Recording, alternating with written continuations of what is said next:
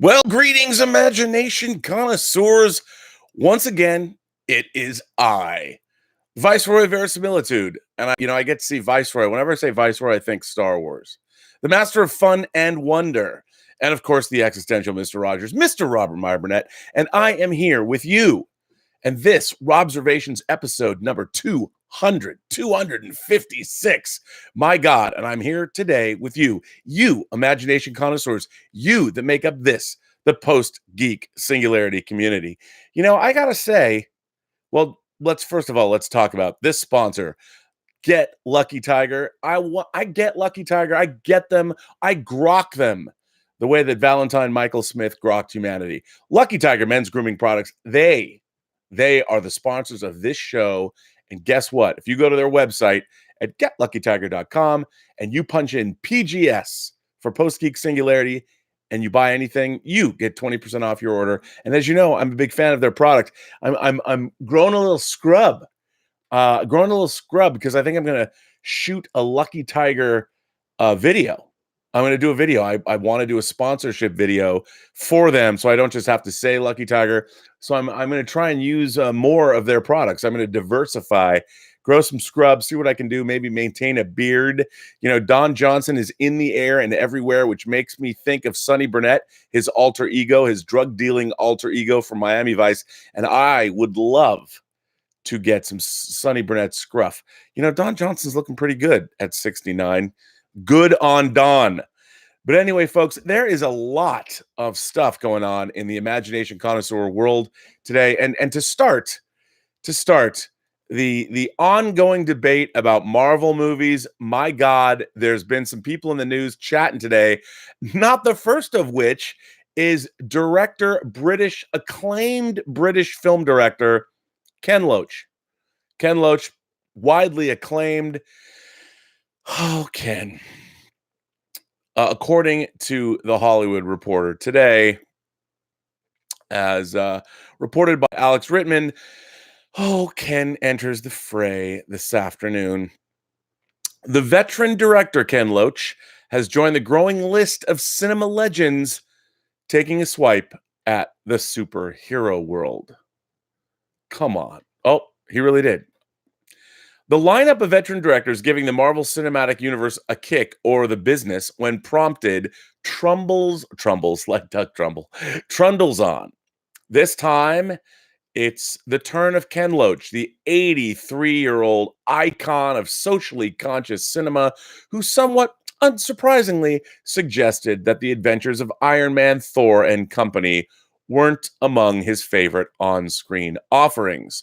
Speaking to Sky News, the two-time Palme d'Or winning Brit described Marvel's output as boring and cynically produced. They're made as commodities, like hamburgers, he said, and it's not about communicating and it's not about sharing our imagination, he said.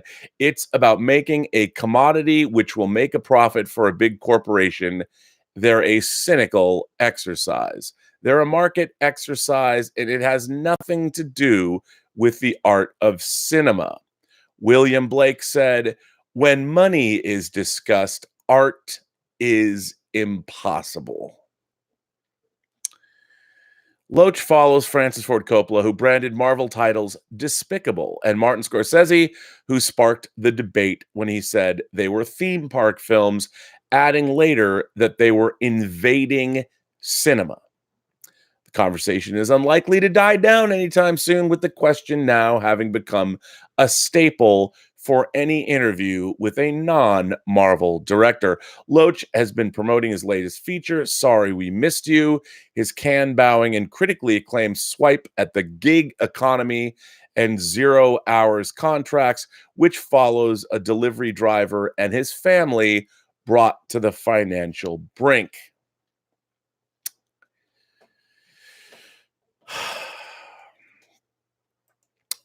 However, Jon Favreau himself, the man who directed the first MCU film, Iron Man, and Iron Man 2, who executive produced the Avengers movies, Jon Favreau, who is spearheading the Mandalorian TV show, also jumped in the fray today, as reported by Alex Weeprin of also The Hollywood Reporter. Jon Favreau, the director of Marvel's Iron Man and Iron Man 2, says that directors like Martin Scorsese and Francis Ford Coppola should be free to criticize Marvel and superhero movies. Quote, he says, "These two guys are my heroes, and they have earned the right to express their opinions," Favreau told CNBC in an interview Tuesday morning. "I wouldn't be doing what I'm doing if they didn't carve the way. They served as a source of inspiration. You can go all the way back to Swingers. They can express whatever opinion they like." Over the past few weeks, Scorsese has heaped criticism on Marvel and so-called theme park movies, saying that they are not cinema. Director Francis Ford Coppola followed suit this week, telling the press Martin was kind when he said it's not cinema. He didn't say it's despicable, which I just say it is. In the CNBC interview, Favreau also discussed the rapidly changing entertainment landscape, which he says is creating, quote, "a great deal of uncertainty, but also a lot of opportunity." As an example, he used Scorsese's The Irishman. You see Scorsese with the Irishman, quote, "I don't know that would have been possible with that budget level and the technology required to tell that story in a more traditional model," Favreau said.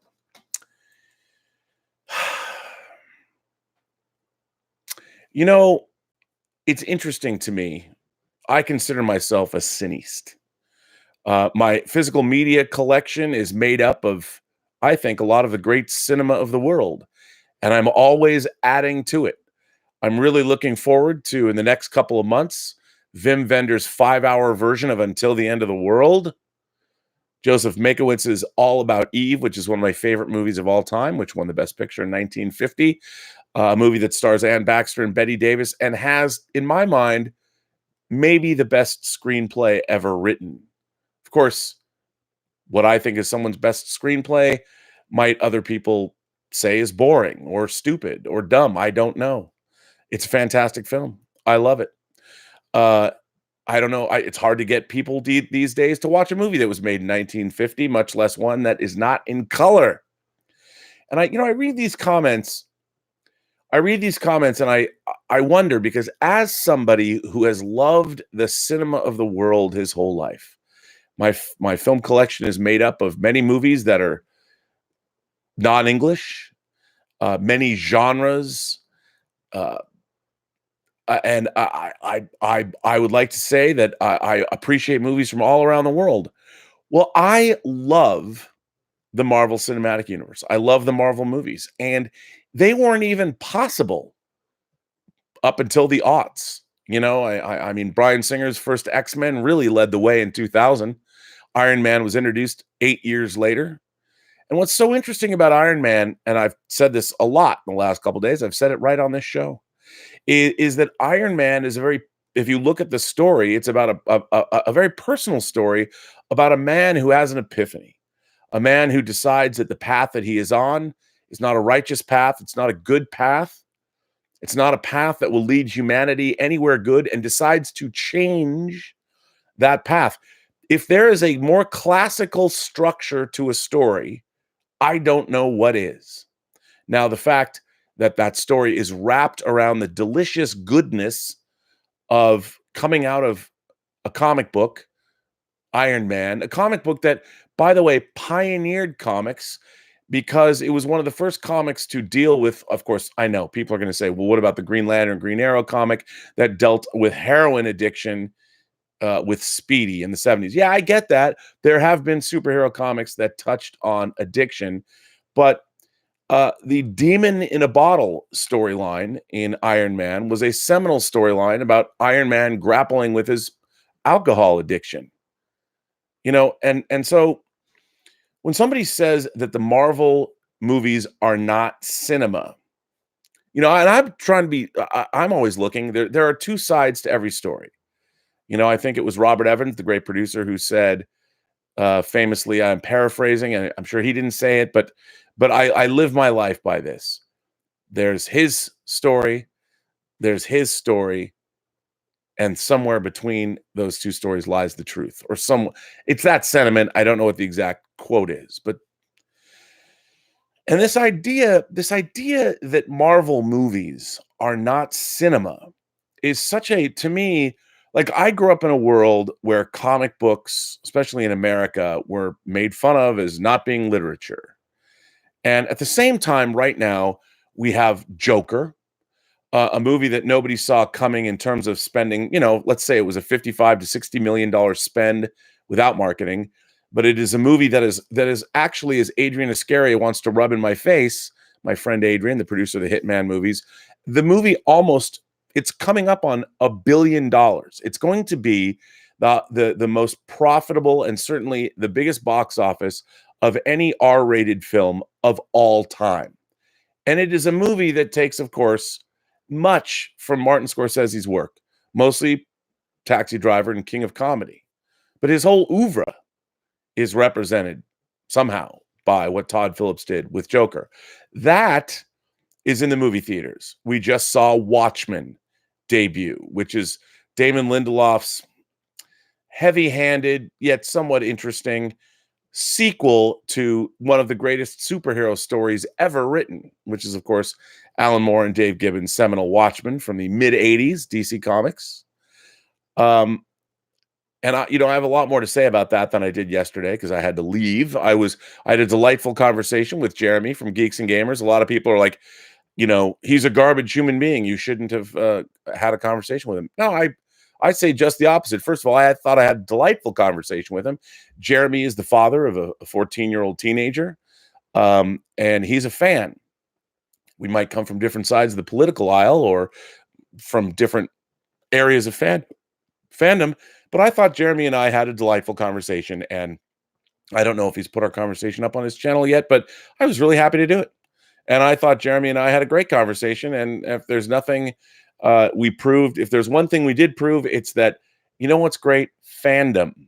And when you're fans of science fiction, fantasy, and horror in any of its myriad forms, that becomes a baseline with which anyone can talk and start having a good time and find a mutual ground with which to have a great conversation.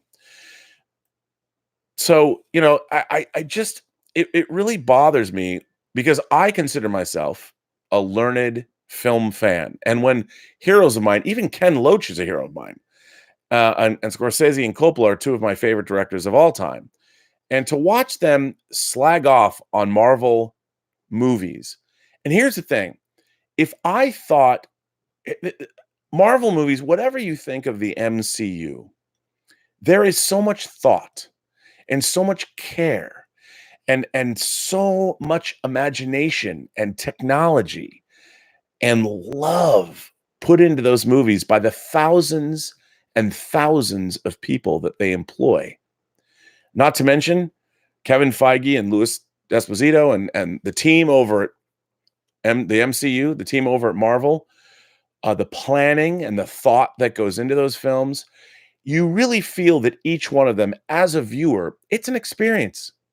Now, there are legitimate criticisms that have been leveled at the Marvel Cinematic Universe, that a lot of them are similar because, yes, they're telling origin stories. And by definition, a superhero origin story, there are variations on the theme, but it's a human being coming to grips with superpowers of some kind. So there is a similarity in the story structure that is inherent in the genre. This is not the movie's fault. This is the superhero genre. That's what it is. But to sit down and to slag off on Marvel movies and talk about the fact that they're despicable, if for no other reason that they employ so many talented people and that they bring joy to so many others, me being one of them. I love the Marvel Cinematic Universe. I have a glass case full of Marvel Cinematic Universe characters. I've wanted to see those movies. I've dreamt about seeing movies like that my whole life. And I didn't get them until, 11 years ago. And 11 years ago, I was in my 4th decade of life. And I got to finally see them, And as a man with one foot in his grave, wondering if I'm going to wake up in my bed tomorrow, alive or dead. No, I'm just kidding. I know I'm being histrionic, but I'm just saying, man, it's pretty great that I get to live in a world where I have the Marvel Cinematic Universe. and I can look at my collection and realize I'm still missing Avengers and Avengers Age of Ultron in 4K, and I wonder, should I go on the secondary market and buy steelbooks, or should I wait and get a box set from Best Buy with all of the movies in 4K for $500 simply because it would be cool? Or should I just stick with the ever burgeoning collection of Marvel Cinematic Universe titles, whether they're 3D, whether they're in steelbooks, whether they're 4K? I mean, it's a pretty great world. And it's so interesting to me. Like Elizabeth and I, the other night, we watched Alan Parker's Angel Heart. I'm a huge fan of Alan Parker. One of my favorite movies, Birdie, is coming out from Indicator, the UK's Indicator. I look forward to having that shipped to me here because I've wanted Birdie. Birdie has only existed on DVD. It's never come out on Blu-ray, but it's coming out on Blu-ray. And the fact that I can have an entire collection of the Marvel Cinematic Universe on my shelf. I can also have all of Martin Scorsese's movies. And as you all know, I got really, really all hot and bothered when Apocalypse Now Final Cut came out on 4K. I have that too. And it's just to hear these things, and I get it, man. You know, everybody's worried that cinema is somehow going to go away. Well, I beg to differ. With all of the different streaming services, with all of the content, human beings are being able to gobble up more content than ever before, whether it's in the theaters, whether it's on streaming services, whether it's Quibi, who's going to concentrate on short-form entertainment with A-list people, thanks to Jeff Katzenberg and my friend Diane Nelson. There's a lot of stuff happening, and there's opportunities for everyone. The Irishman, as Jon Favreau pointed out, with the economic models, no one could finance a $165 million film that relied on de-aging technology and think they're going to make $1 billion off of it. The only way The Irishman would have gotten financed, a 3.5-hour gangster movie from Martin Scorsese, is because of Netflix. And kudos to Netflix. Say what you want about Netflix. You know, they might be in debt. They're asking to borrow or raise more, another $2 billion when they're already $12 billion in debt. I mean, I don't know about that business model, but I do know for at least the time being, all of this great content is being created, and it's just, anyway, it's just disheartening. It's disheartening to hear about great filmmakers going after a genre that is successful. By the way, no one knew it was going to be successful. The MCU, they built themselves up from nothing. There was no guarantee. It was a huge risk, and it paid off. And if nothing else, I mean, hey, look at all the people they're employing. Look at all the joy they're bringing to the world. There are kids that are going to the movie theaters for the first time with their parents, and they are having their minds blown by the MCU. Those kids are going to start reading books and other comics, and they're going to be interested in the world around them. Who knows where they're going to go after they grow up because of being inspired by the MCU. Which brings me to Star Wars, because Star Wars inspired me. When I was 10 years old, I went and saw Star Wars. Blew my mind. I was already a science fiction, fantasy, and horror fan. I could never have dreamed that Star Wars, and no, not Episode 4, A New Hope, Star Wars. When I saw Star Wars, there was one movie. It was called Star Wars. It didn't say Episode 4, A New Hope in the crawl. It just said Star Wars, and then after that, it said, it is a period of civil war, period. Rebel spaceships striking from a hidden base have won their first victory over the evil Galactic Empire. Star Wars. And you know what? There's a new Star, in case you guys didn't know, seriously, this might be the first you've ever heard of it. And I'm happy on Robservations to bring you all new information that you might not have been aware of. But shocking, on December 20th, less than 2 months away, there is another Star Wars movie coming out. I kid you not, totally serious. It's called The Rise of Skywalker. And it is the 9th film in the Skywalker saga that has been going on for 42 years. And it is the culmination of the 9-film Skywalker epic. So in case you didn't know, I suggest perhaps you can find it streaming somewhere. Maybe Disney will be streaming it on their new streaming service. But you should check out the Star Wars movies if you haven't. They're a bit of a mixed bag. I think there's 2 great ones, and There's a few good ones. There's a few not so good ones, but they're all worth watching. I mean, Star Wars is kind of like pizza. Uh, Even when it's not very good, it's still good. It's still pizza. So, that old adage. Anyway, so Star Wars The Rise of Skywalker's final trailer dropped yesterday. Flat out say it. It's just a trailer. And I am not here now we live in a world where we're judging trailers. Trailers are commercials. They're meant to incite or instill excitement in you for things, and they want you to go out and watch the movie. So trailers are actually designed to pique your excitement and get you to shell out your hard-earned money and go see a movie. And I think as a commercial, there is artistry involved in creating trailers. I'm a big fan of movie trailers. I've collected trailers over the years, and they started putting trailers on DVDs and Blu-rays, which is the greatest thing ever. There are websites you can go that specialize in only movie advertisement.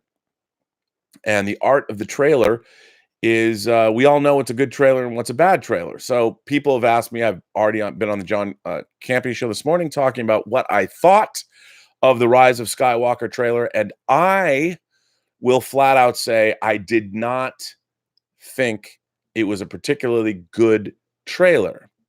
Now, here's the thing. Before I even saw the trailer, I had my tickets to see Rise of Skywalker. I love Star Wars. I've loved Star Wars my whole life. The same way I love James Bond movies my whole life. But I'm quick to tell you whether I think a Star Wars movie is good or not. As I have said frequently, and a lot of people are going, they always say, "What?"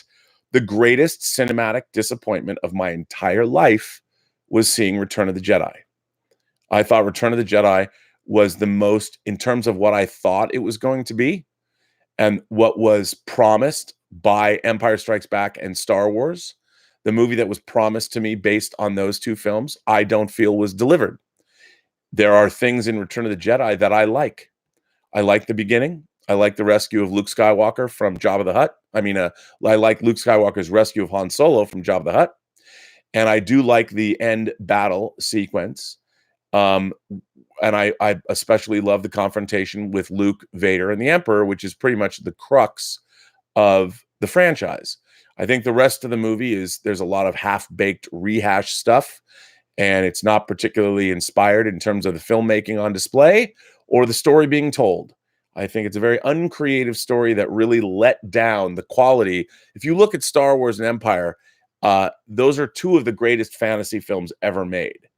Empire Strikes Back is one of my favorite films ever made. It's an astonishing piece of work that is both mythic and it's also personal at the same time. And I think, Return of the Jedi to me was a lot of rehash, and that's unfortunate. Rise of Skywalker, there's nothing in the Rise of Skywalker trailer that we haven't seen done better elsewhere in the Star Wars films. Now, sure, the visuals are interesting. I think it's interesting to watch a Star Destroyer break free of the ice or wherever it's breaking free of. Why J.J. Abrams has an almost fetishistic attachment to putting starships on the ground or underwater or encased in ice, I don't know. It's as if he's never seen that before. But I've watched the space battleship Yamato break free of ice. I've watched the space battleship Yamato break free of rock. And sure, in an animated fashion, but why the Starship Enterprise gets put underwater, why does he keep doing this? Now we have horses, literally horsemen are riding across the top of an Imperial Star Destroyer. Now I get it, but I can't help but think that like somebody painted that image and JD is like, "Oh yeah, let's do that." And then they back into this imagery. And it feels a little incongruous. I mean, even the way the Millennium Falcon seems to be leading a ragtag fugitive fleet. Oh, I mean, a resistance fleet of starships. Yeah, it seems a little bit they're a little tight in there. I think a little there's gonna be a lot of rubbing. Rubbing is racing, as Robert Duvall said in Days of Thunder. But you know what? It doesn't matter what I think of the trailer because the trailer is not the movie. The movie's coming out, and as I've said on the show, I do not envy the task that J.J. Abrams has set before him because everybody expects this movie to be, and they look, it's the culmination of the Skywalker saga, and it's they're running low on Skywalkers to be a part of this. And yes, if you haven't watched The Critical Drinker, there's a YouTube channel called The Critical Drinker. The Critical Drinker does a scathing, but I think very insightful and fair analysis of the trailer that dropped yesterday. I I believe everything he said 100%. I think he is bang on in his analysis. Now, here's the thing. I think it's important to be able to watch things that you love, like Star Wars, but you can analyze them and go, this is a trailer. A trailer is supposed to do two things. Well, it's supposed to get you excited about the movie, and it's also supposed to promise what the movie you're going to see is going to deliver to you. And uh, in some way, shape, or form. And as you know, I'm all about characters and story. Well, one of the things that the Rise of Skywalker trailer does not do is tell you anything about our characters or anything about the story. Hey, knowing that Kylo Ren and Rey or Reylo or a thing or whatever, and they're going to be fighting, there's nothing in that we haven't seen before. Now, where they're going to go, I don't know, and I don't really much care, to be honest. But I'll watch it. I have no connection to either one of those characters. I don't know anything about Kylo Ren. Why does he want to be a part of the First Order? Why does he worship his grandfather? And the funny thing is people say that, oh, Kylo Ren was pushed that way because Luke Skywalker sensed darkness in him. Well, yeah, Luke Skywalker was right. In The Force Awakens, more people were killed than were killed at Alderaan, probably by a factor of 5. So Luke Skywalker was not wrong. He should have killed Kylo Ren and saved the galaxy the trouble. Han Solo would still be alive. The First Order might not have been where it is. Who knows? I'm not a fan of the story that was being told in the entire. The only thing what's ironic is the only thing that I've truly loved in the last 2 movies is Luke's story from The Last Jedi. That's interesting to me. That's the only thing in the new Star Wars movies that I've believed from a storytelling standpoint. But anyway, am I excited to see this movie? Yeah, I'm excited because it's a Star Wars movie. I want to see a Star Wars movie. I hope it's good. Not a fan of J.J. Abrams' work, but I'm hoping that, and clearly they're having difficulties. And whether you believe the various reports coming out from, look, I think we all know it's clear. If you've read your Reddit threads about, and you read your spoilers about what the movie's about, it's all there. It's all been reported. And I think what the problem they're having now is at the end of this movie, you're expected to feel something, and they're realizing that unfortunately what's baked into this new trilogy. Now, I'm not saying I don't want to take away. I don't want to be like Coppola and Scorsese and say this definitively. But from a storytelling standpoint, if you were if you're studying classical storytelling, this new trilogy of films, beginning with The Force Awakens, has not set up characters or story to the point where they resonate with people. Now, you can like them, and I'm not saying you can't enjoy what's going on, but remember, nothing in The Force Awakens would make any sense if it was the first Star Wars movie. It wouldn't work. It just wouldn't work as a story. The only reason that this new trilogy has any resonance with people at all is because they've seen the previous movies. Now, and as far as storytelling works, you can make a sequel to something, but it's also it has to stand alone. The Empire Strikes Back it wouldn't have worked. I mean, obviously the characters are set up in Star Wars, but they're taken in very different directions in Empire. And that's a great sequel. Godfather 2, same thing. Totally different structure from the original Godfather. You still are learning about Michael Corleone, but very different story. A lot going on that wasn't part of the original Godfather. but there's also things that were. There's things that mirror the original Godfather, but uh, but telling a different story, because you're watching Michael Corleone do what Vito Corleone did, but he doesn't have the heart of Vito Corleone, so it has a different outcome. He loses his soul, and that's not what happened in the first Godfather. Vito retains his soul, and then Michael has to step up. But in Godfather 2, at the end of that movie, what's really interesting is Michael has done the same thing that Vito has done, but the cost was his soul, because he didn't have Vito's heart. And I think we're not getting that in this new series of films, but that doesn't mean I'm not going to watch them. Star Wars movies are always fun to watch. There's always something in them that's interesting. So did I like the trailer? No. Do I think this movie is going to be great? Probably not. But I'm going to watch it and probably have an enjoyable time. I got great seats. I can't wait to go. And I think that what I'm more interested in is people bringing their critical acumen to their analysis. Just because you love something doesn't mean you have to then not be critical about it. You can still love it and be critical. And as a matter of fact, I would dare say it's more important, if you love something, to be critical, because that's when you usually have something to add to the conversation. Anyway, I got a letter from Jason Manweiler.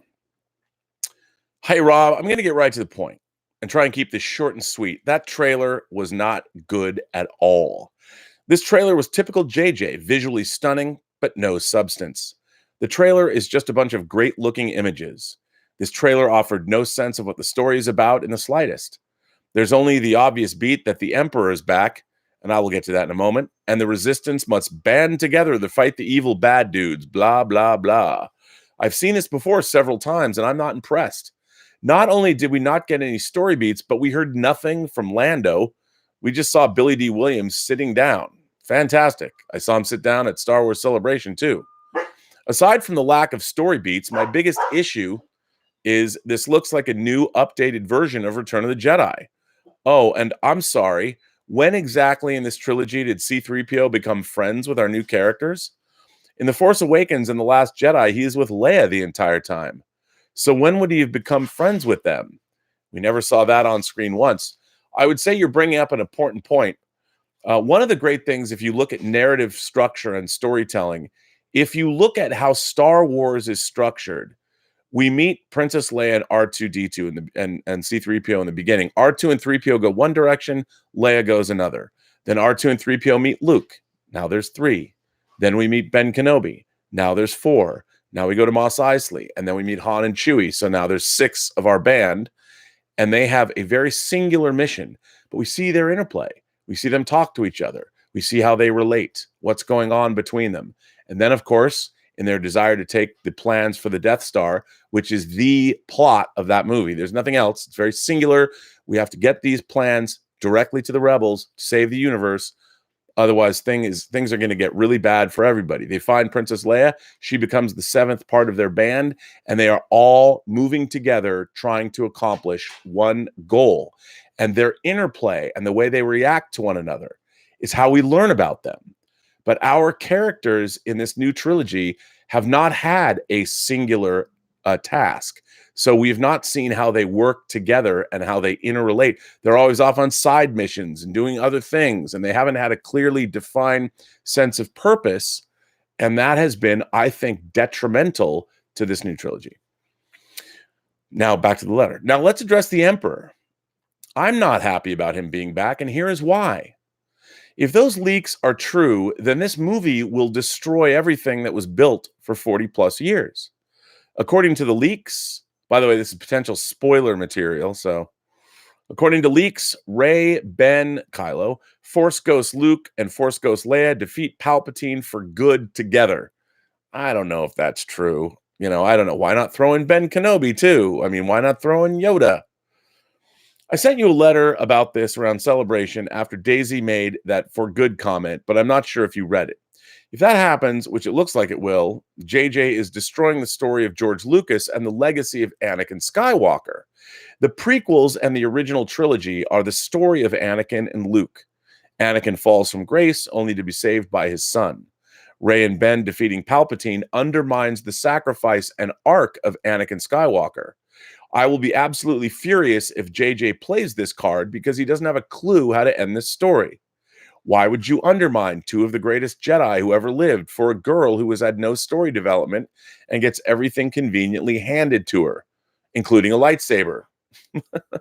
Palpatine should have stayed dead, and Supreme Leader Kylo Ren should have been thoroughly developed. Here's an idea for you, JJ. You may say I'm overreacting, Rob, but the current regime is destroying everything that George built, and I'm not surprised he isn't happy with them, because as a lifelong fan, I'm not either. To clarify my statement, I like Rogue One, Solo, and The Last Jedi. I despise The Force Awakens, so clearly my issue is JJ. Well, I got to tell you, Jason, I'm pretty much right there with you.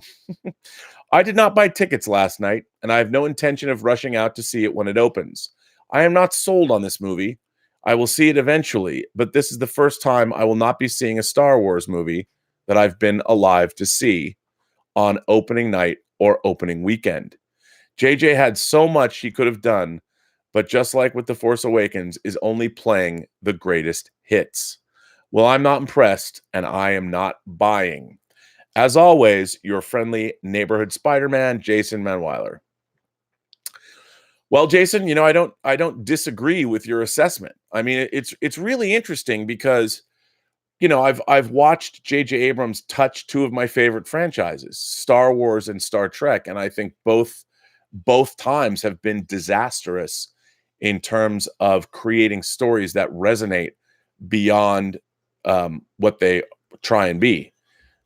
Star Wars: The Force Awakens, I find to be a movie that isn't really about anything. It's not just a Star Wars greatest hits compilation. It's a movie that's not really about anything but the previous Star Wars things that we've already seen. The character of Rey was never established. We don't know what she wants other than to find her family. But it was interesting. Like, I always thought, wouldn't it have been interesting if Rey had a job? Like, at the beginning, instead of being a scavenger, maybe she flew a ship for Unkar Plutt, and a ship like some kind of a scavenger vessel, and there was all kinds of space debris in orbit around Jakku, and she would go up and you could show that she's a crack pilot because she has to move in and around debris, and then she finds things that could be used or sold so she's actually working for Unkar Plutt. That would have been interesting. It would establish her skill set in the very beginning. But anyway, that's neither here nor there. And I'm not here to slag off on these movies like George Lucas and Francis Ford Coppola and Ken Loach and Martin Scorsese are slagging off on Marvel. What I want, as everyone knows, are good stories well told. And to be fair to J.J. Abrams, he was given a mandate. There was a mandate from on high that what Disney needed. For whatever reason, I don't believe in the conspiracy theories that George Lucas gets a cut. When you sell something to somebody for $4 billion, they own it. You're not getting residuals. You're not getting, they're not paying license fees to George Lucas. They bought Star Wars lock, stock, and barrel. What they are trying to do, what Disney is trying to do, is establish new characters, because anybody in their right mind, anybody who does any kind of real business knows that you can't build a business on something that's 40 years old, except maybe the original formula for Coca-Cola. But in terms of Star Wars, they have to keep reinventing it for a new generation. Kids today, even the filmmaking in Star Wars, there's kids today that find the original Star Wars and Empire boring. So they started from scratch. They created their own mythology. The problem was, they didn't do enough original. The funny thing is, just like with Star Trek, the powers that be that are greenlighting these things and are opening up the floodgates of the money, they don't understand what it is. They don't get it. So they hire people that on paper look really good. Well, J.J. Abrams made these Star Trek movies. They cost this much and they made this much. And he's had all this success in television and all that. On a spreadsheet, that's looking pretty good. That's what you do. But when it comes to storytelling and art, a spreadsheet doesn't tell the entire tale. So that's not usually the best way to make your decisions, to hire people to do something. I think, frankly, Jon Favreau should have been the one who directed The Force Awakens, and as a writer-director himself, it would have been interesting to see what he'd come up with. But hey, we're going to get to see that on November 12th because Jon Favreau has spearheaded The Mandalorian, which to me, it's going to be very interesting. I think all Star Wars fans are going to be very happy with what they see with The Mandalorian, and I think that's part of the problem. I think that J.J. Abrams is actually fighting against how satisfying The Mandalorian actually is. So we're going to get 7 episodes of The Mandalorian, The Rise of Skywalker, and then episode 8 of The Mandalorian. And I think we're going to go out on 2019 with a big Star Wars smile on our faces, because whether or not Rise of Skywalker gave you everything you wanted, we're going to get 8 episodes of Mandalorian that are going to lead you into the 2020s with the idea that Star Wars is back in a big way, and it is as satisfying as it's ever been, which is pretty cool. Pretty cool. Let's see. A lot of people are firing some chatty chats in, so let's see what they have to say. Matouine says, space horses in space? Nay, one can hear you scream. Yeah, you see, when I'm watching a bunch of horsemen riding across the top of an Imperial Star Destroyer in what I would assume is a place that has air or atmosphere around it, I'm just like, I get it. I understand, really. But as far as space is concerned, it's just J.J. Abrams cannot help himself. He loves to put incongruity together. So the Starship Enterprise underwater. Let's make one joke where Scotty looks out the window and sees, or the view screen, and sees a giant fish underwater where the Enterprise is. Why do you do that? Why do you have to do that for these quick pops that are more perplexing than anything else? I just wasn't not into it, Matouine. I'm with you. JB Bonifacio says, I find its lack of Reylo disturbing. 0 out of 10 on the trailer. Yeah, they don't even talk to each other. How do you have a final trailer where the only exchange we hear voiceover, people said, well, Rob, there's people talking in the trailer. No, what I mean is I want to see characters interact. That's what a story is. People interacting with one another. There's none of that. The only person who says anything to anybody in that trailer is Poe Dameron says something to 3PO, and 3PO gives us the most ham-fisted, obvious summation of what they, I guess, think the movie's going to be. Oh, I want to look at my friends one last time. Get it? Get it what they're saying to us? I mean, that's what they're selling. This is not smart. It's not smart. It just makes people mad. It doesn't give them faith. JB Bonifacio says, the first episode 1 trailer still gives me chills. I'll tell you something. The final Phantom Menace trailer is one of the most exciting and most jaw-dropping trailers. Forget what you know. If you go back and you watch the episode 1, the Phantom Menace trailer, the long version, the original, what it opens in the fog where some of the Gungans are coming out of they're riding, I forget what they're called. That trailer is amazing. And if you look at it and go, well, that's a Star Wars trailer. I was telling people on the John Campea show today, the trailer for Revenge of the Sith, where you see people talking.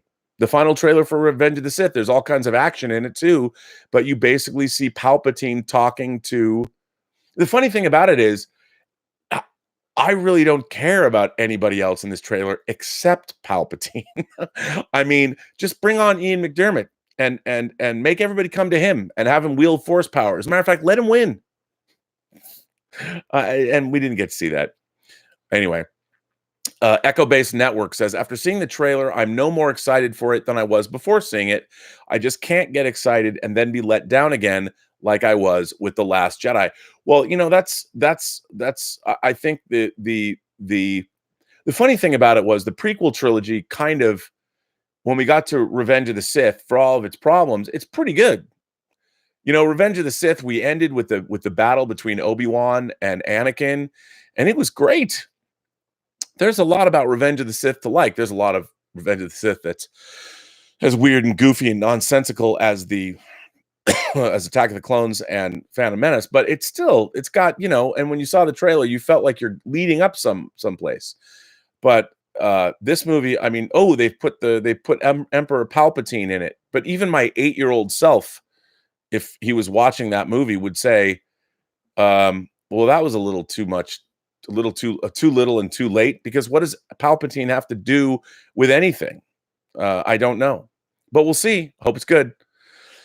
Willow Yang says, sure, Palpatine's throne looks cool, but do you really want to sit in it all day? Why do bad guys have uncomfortable or love uncomfortable looking chairs? I don't know, Willow. I don't know. I do know one thing, though. I hope Hot Toys makes this new Emperor's Throne, because I want to buy it. Marv Diesel says, you were the first person I thought about when I saw that Star Destroyer come out of the water or the ice. Would have loved to have seen your face. How fascinating. How frustrating has JJ made you this time? Well, as everyone knows, I love my capital ships. I just don't understand. Another thing that I hated even more so than the Star Destroyer was the Rebel blockade runner skimming the treetops in the trailer. Because once again, why would you do that? But okay, why? What is his fascination with bringing spaceships down into planetary environments? It destroys the wonder of the spaceships to me. I mean, the whole point is when you're in space, a capital ship comes. You can't have a capital ship. I went off about this. Phantom Menace. Was it Phantom Menace, or was it no? It's Attack of the Clones. At the end of Attack of the Clones, when all the capital ships are taking off, I'm like, why do you have to do that? Why has that been a thing in this prequel trilogy, or the sequel trilogy, and even in Rogue One? Star Destroyers are not supposed to operate in the gravity well of a planet. They're just not. They're supposed to be in space. They're huge, gigantic capital ships, just like starships aren't. And to be fair, the Voyager could land, and the Voyager was much bigger than the original Enterprise. I hated that too. Hated it too. So Marv Diesel, yes, I was quite annoyed by capital ships in the tree line. Luke Beckett says, do you like musicals? What's better, the Rocky Horror Picture Show or Grease? That's a tough one. What is better? My first inclination is to say the Rocky Horror Picture Show, because of its gender bending and its sexuality and its songs.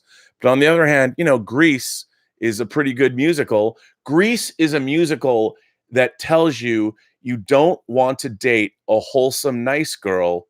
You really ultimately want to date a hot, slutty girl clad in leather because she's more fun. Remember, kids, that's the lesson of Grease. Watch the movie. No, I'm kidding, of course, sort of. But look, I love Grease. I was born to hand jive, baby. I was. I'm a beauty school dropout. Beauty school dropout. No graduation day for you. Come on. Missed her midterms and got the flu. I could probably sing the entirety of Grease. I don't know all of the songs in Rocky Horror Picture Show, but of course, science fiction. How do you not love those movies? That's a tough one. Why not just watch them both? I own both on Blu-ray. But I think, that's a tough call. That is really one of the great questions of all time. Rocky Horror Picture Show or Grease? Maybe I'm not qualified to answer. Maybe that's something that you guys have to answer. I don't know. Critical Equation says mechanical Palpatine will have 16 lightsabers and lightning. Yeah, it looks a little Darth Maul-esque. Maybe. I don't know. It's going to be interesting to see. Double A says it's a JJ movie. Get ready for a stupid MacGuffin. Could be a stupid MacGuffin. I don't know. We shall see. Dan V900 says the leaks seeming to be true is the biggest concern for me, and I was underwhelmed. Now I don't believe Leia's role, since it simply isn't possible that there is that much extra footage shot from The Force Awakens. It's very interesting to me that Carrie Fisher is top billed in this movie, which is amazing. I don't know. We'll see. I don't know if the leaks are true. Who knows? I don't know. Koba says, well, I don't hate JJ movies, but then I don't love them either. Mission Impossible 3 is probably his best. I think you're probably right about that. I think Mission Impossible 3 is probably his best. And that was, back in the day, he was coming off of Alias, which was a show I really, really enjoyed. Dan V900 says, I didn't like C-3PO's line. It was disingenuous. I thought so too. I thought like, is this a reshoot line? Like, why would 3PO talk this way? Look, if anybody's been done dirty by this prequel trilogy, it's R2 and 3PO. My God, talk about characters that have been relegated to the back of the line based on, let's make new droids so we can have new toys. I think that's been the thing that I've least appreciated. It's very hot, by the way. It's hot. It's very hot today. It's like 95 degrees. Yeah. So what can I say? Mark C says, on Campia's show, you mentioned The Mandalorian was in a Tarantino-style standoff. Shame on you, sir. That is a Sergio Leone-style standoff. Yeah, but Sergio Leone-style standoffs aren't that fast. There's a lot of build-up, but The Mandalorian's moving pretty fast. And look, yes, of course, Tarantino, you could go back and say Ringo Lam. There's all kinds of people, but Sergio Leone's standoffs are it's the build-up to the gunfight that takes a long time. But The Mandalorian, it looks like it's fast and furious. But you're right. I understand your point. Samuel Phoenix says, did you watch Penny Dreadful? Eva Green is the best. I have not watched Penny Dreadful, but Eva Green is the best. By the way, if you want to see Eva Green in all of her glory, and I do mean all of her glory, watch Bernardo Bertolucci's The Dreamers. Pretty great movie. And it's the first time I noticed Eva Green. It's hard not to. But I love Eva Green. I loved her in Casino Royale, which is out on 4K.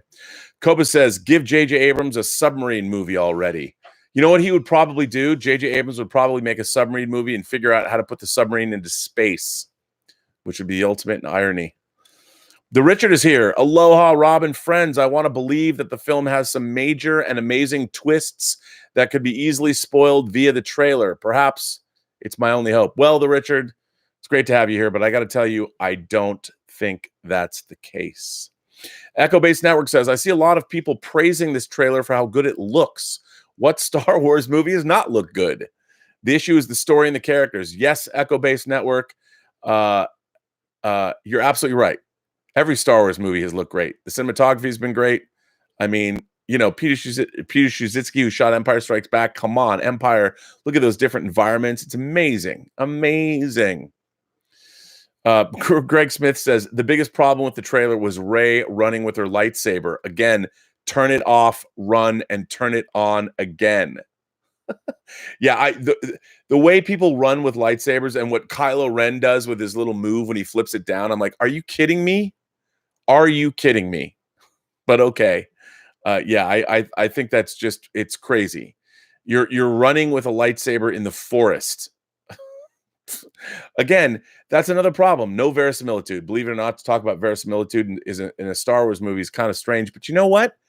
I believe the first Star Wars. There's nothing in the first Star Wars where I'm like, wait, what?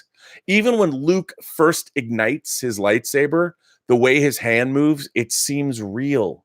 I believe it. And yeah, this movie, there is no verisimilitude. It's whatever looks cool. Like I don't care how good of a crack pilot Rey is, or I don't care how the Force is flowing with her. There is no way she could have piloted the Millennium Falcon through that Star Destroyer. You know what else? Nobody could have. But that's just me. I have so many letters, I'm so behind on the letters from people. So I just wanted you to know that I if I haven't gotten to your letter, I have a lot. There are a lot of letters here. And this I'm going to read. Jeffrey Mao has written me in a second letter. This is part 2. I bet everyone's been going, where's Jeffrey Mao's part 2 for his letter? It's right here. Hi, Rob. It's Sunday, and I'm waiting for the next Robservations to start. I'm writing part 2 to my letter today, as tomorrow will be busy for me. I wanted to provide a deeper insight into my favorite musical, arguably the only musical that I do like, and arguably the greatest musical ever, which is Singing in the Rain, one of my favorite musicals of all time because it's also about making movies. Singing predates West Side Story, arguably the other musical I will say is their favorite and a challenge for the GOAT musical. Singing takes the title for me, and I will outline several reasons. I can't remember exactly how I got interested in Singing in the Rain, but I think it could have been during a film class in college. The film was sold to me, an ardent musical hater, as the one musical you should watch if you don't like musicals. And I think that is the reason why Singing is so popular and so great, and that it has more widespread appeal than any other film. You can like Singing in the Rain for many of its non-musical aspects, so let's get started with my reasons. The film is a must-watch. Oh, Gilbert is here because Gilbert probably wants a cookie. He doesn't bark. Look at that. That's pretty good, Gilbert. You're not barking, but I'll give you a cookie. Here you go, buddy. Here you go. Here, you want to come up here and get it? There you go. There's a cookie for you. And there's another cookie for you. And you get your third cookie. Well, it's a half cookie because it's broken. Okay, buddy. Now you got to get down. Okay, bud. Watch out. Watch out. Don't pull out the thing. Good boy, buddy. Good boy. So Gilbert gets a cookie. The film is a much watch for film fans because it covers an important era in film history. By the way, I'm talking about Singing in the Rain, and is a surprisingly sharp satire of Hollywood. The film covers the transition of the motion picture industry from silence to sound and how new stars emerged, but older stars struggled to adapt. In particular is the actress Lena Lamont. What's the matter with my voice? Played by Jean Hagen. She is the reigning star of Hollywood, and the studio keeps trying to push a fake romance between her and her co-star, Dawn Lockwood, played by Gene Kelly, who also co-directed. In reality, Dawn wants nothing to do with Lena, but the studio wants to sell the romance to the fans, which sells tickets. Also, Lena in reality has a terrible voice, but it's no problem in the pre-sound era, but once when sound comes, she's in trouble. Which leads to the debut of Debbie Reynolds, who we all know as the mother of Carrie Fisher. She plays a young actress, Kathy Selden, who ends up dubbing Lena's voice on the sound films, but turns the tables on her, revealing that Kathy is the true talent, and goes on to stardom with Dawn. The irony is that when Kathy is dubbing Lena's voice, her voice is itself being dubbed by Gene Hagen. So in a sense, we actually hear Lena's real voice. And when Kathy is dubbing Lena's singing, it's not Debbie's real voice, but another singer's. Nonetheless, Reynolds does a star-turning performance despite being driven to near exhaustion by Kelly. The dance sequences are amazing and easy for even non-dance aficionados to appreciate. There's something for everyone in terms of style of dance, with the weirdest being a fantasy sequence with Sid Charisse and Dawn.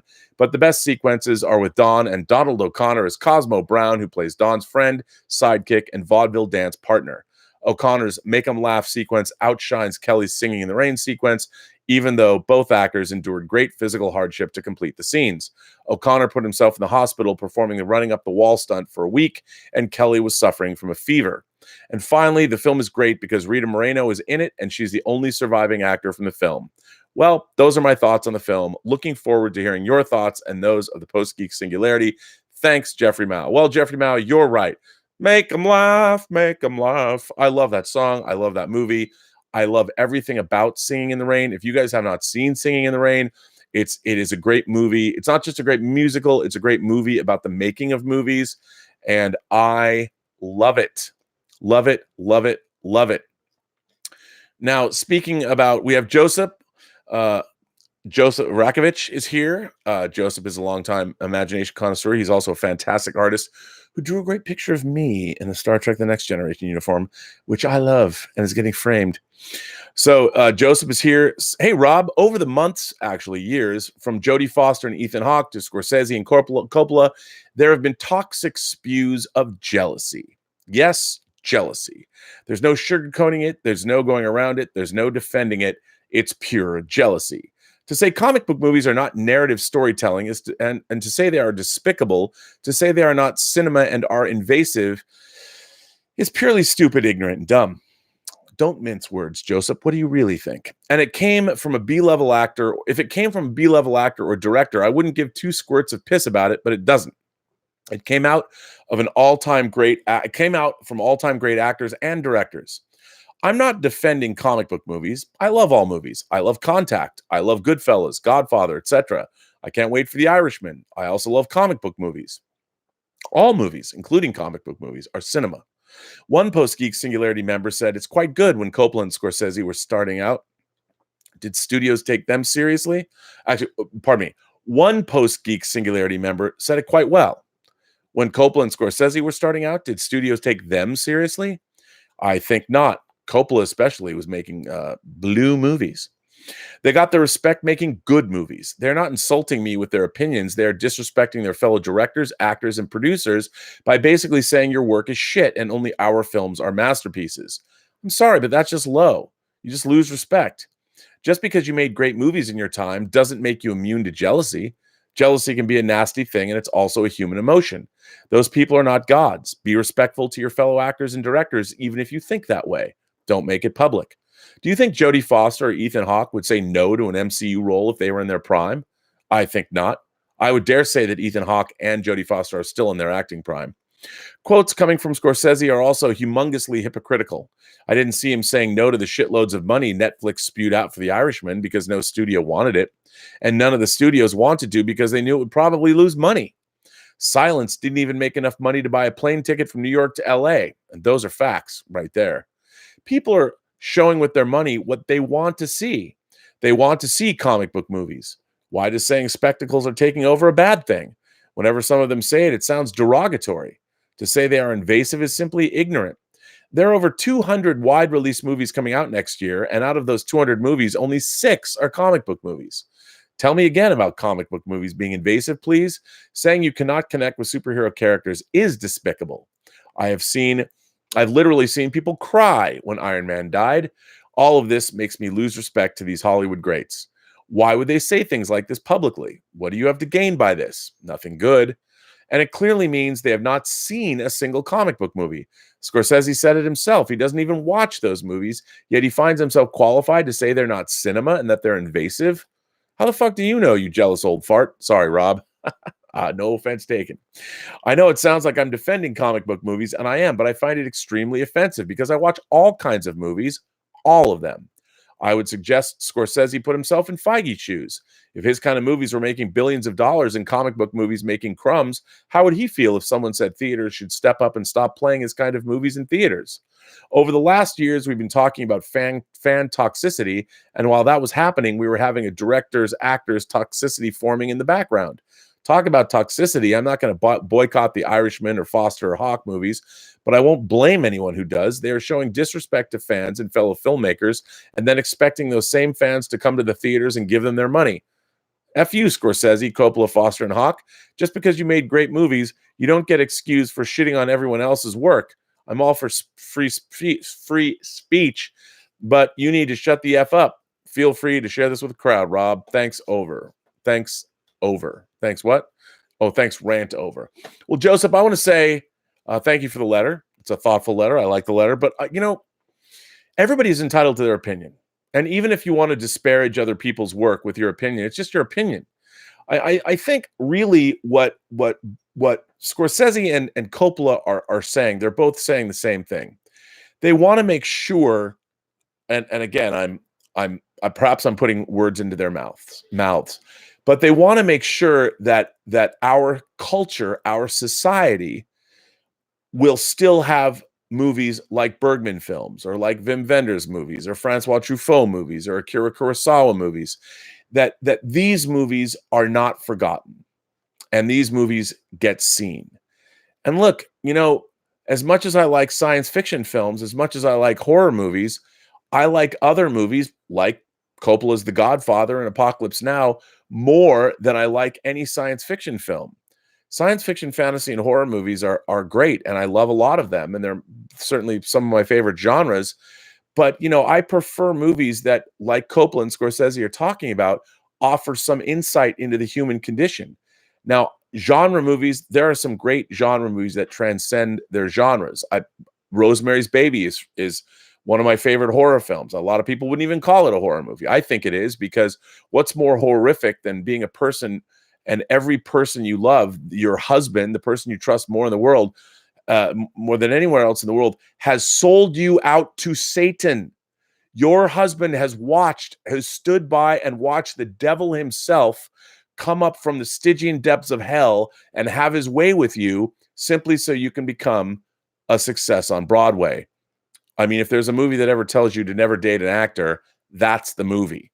Now, but it also, transcends its genre. It's not just a horror movie. It's a movie about paranoia, and it's a movie about what does it mean to be an expectant mother, and how are you a young couple in New York trying to get along, and should you ever trust your neighbors? I mean, there's lots that's going on in that movie.